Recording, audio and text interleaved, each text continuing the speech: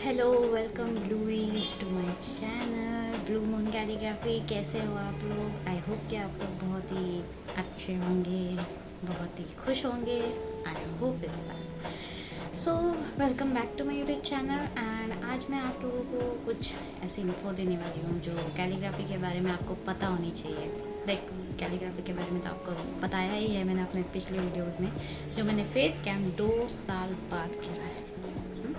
2 साल बाद मैंने फेस कैम कराया क्योंकि बहुत ज़्यादा प्रॉब्लम्स आ रहे थे and I couldn't even shoot my self. एक मेरी हालत इतनी ख़राब हो गई थी बेसिक। सो या आज फाइनली मैं ये फेस कैम वीडियो बना रही हूँ क्योंकि आप लोगों को कुछ इन्फो देनी है मुझे कैलीग्राफी के बारे में।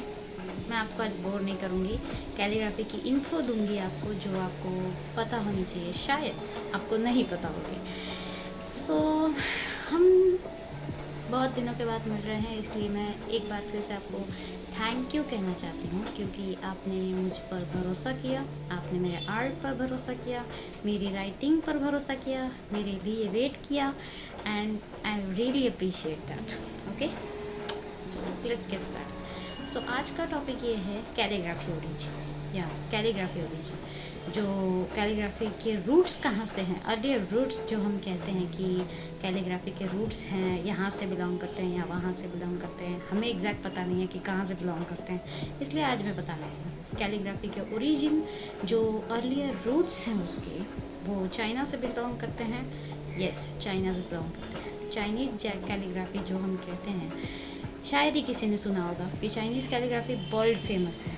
वो लोग हमेशा अपने आर्ट को डिफरेंट टाइप्स में कन्वर्ट करते रहते हैं। वो 10वीं BCE से लेकर 12वीं BCE तक उन्होंने BCE तक अपने आर्ट फॉर्म को ज़िंदा किया and they just turn their calligraphy into something unincredibly like pottery, fabric, even the handwritten letters are in calligraphy. So उनका ये आर्ट फॉर्म 10वीं शताब्दी से चलते आ रहा है। आज 2026 तक उन्होंने अपना आर्ट फॉर्म ज़िंदा रखा है। आज हम चाइनीज़ कैलीग्राफी जो मार्केट में पॉटरीज में देखते हैं या लेटर्स में देखते हैं, या यूँ कहो कि उनकी प्राइस बहुत ही ज़्यादा हाई डिमांडिंग होती है। लेटर्स की भी इतनी राइटिंग, लेटर्स की भी इतनी प्राइस एक्स्ट्रा हो सकती है या हो सकती है। आप सर्च करेंगे गूगल पर तो आपको पता चलेगा कि इनकी कितनी वैरायटीज़ होती हैं, कितनी इनके अलग अलग फॉर्म्स होते हैं। They respect their art form like us and they just invent the different ideas like that. वो पहले के ज़माने में हड्डियों से लिखा करते थे। यस, हड्डियों से लिखा करते थे, हड्डियों पे लिखा करते थे। वो कछुए के पिछले शेल्स पर लिखा करते थे, और अगर नहीं मिले तो वो कपड़े पर या पॉटरी में या उनके स्टैम्प बनाते थे, जो हम इंस्टा पर आज वीडियोस देखते हैं कि वो स्टैम्प पर लेटर्स लिखते हैं, जहाँ आपने देखा ही होगा इंस्टा पे वो videos. So yeah they really appreciate and respect their art form like us, as I said. And दूसरे हमारे हैं जो Phoenicia, if I corrected, but Phoenicia and Rome में इसकी ईजाद 12वीं और सदी में, शताब्दी में की गई थी। Like they invented in a western alphabets, क्योंकि उनके अल्फ़ाबेट्स दुनिया में अभी तक इतने मशहूर नहीं थे। जस्ट लाइक चाइना के अल्फ़ाबेट्स बहुत ज़्यादा मशहूर थे तब के ज़माने में भी और आज भी। सो रोम के अल्फ़ाबेट्स इतने मशहूर नहीं थे, इसलिए वो वेस्टर्न या फिर अल्फ़ाबेट्स कह लो कि आप अमेरिक भी हम कहते हैं, वो उस लैंग्वेज में लिखते थे ताकि वो इंटरनेशनल मार्केट तक उनकी पहचान करा सकें, अपनी कैलीग्राफी को इंट्रोड्यूस कर सकें।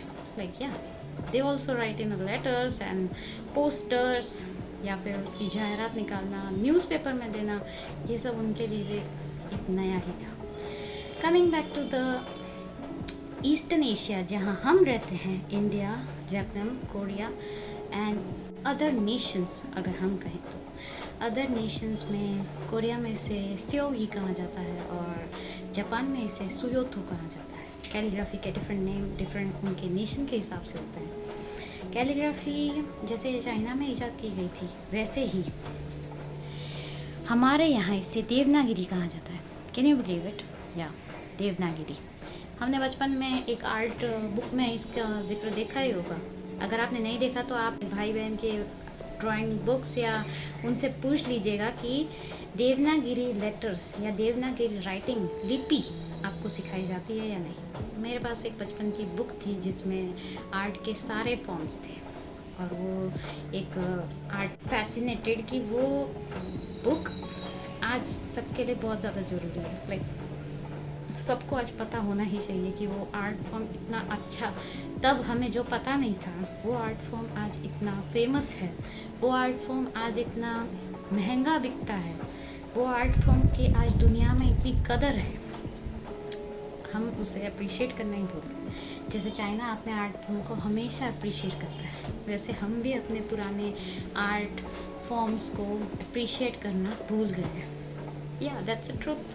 बट हम यहाँ पर वो बात नहीं कर रहे, हम बात कर रहे हैं कैलीग्राफी की। So yeah turning back to the topic, but yes, so calligraphy को चाइना में शोफा कहा जाता है। शूफा, सोफा नहीं, शूफा, शूफा।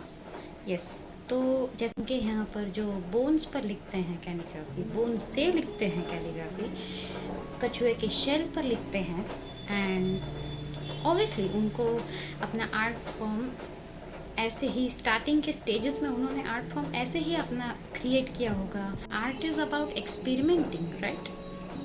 आर्ट इज़ अबाउट एक्सपेरिमेंट, तो को एक्सपीरियंस किया जाता है, उसे एक्सपेरिमेंट करके ही आप उसे एक्सपीरियंस कर सकते हैं। That's all I want to say this. But yeah कैसे स्ट्रोक हैं, किस से लिखते हैं, ये सब। सो या I hope you enjoyed this video, and if you did, subscribe my channel Blue Moon Calligraphy and stay tuned for next part. Bye.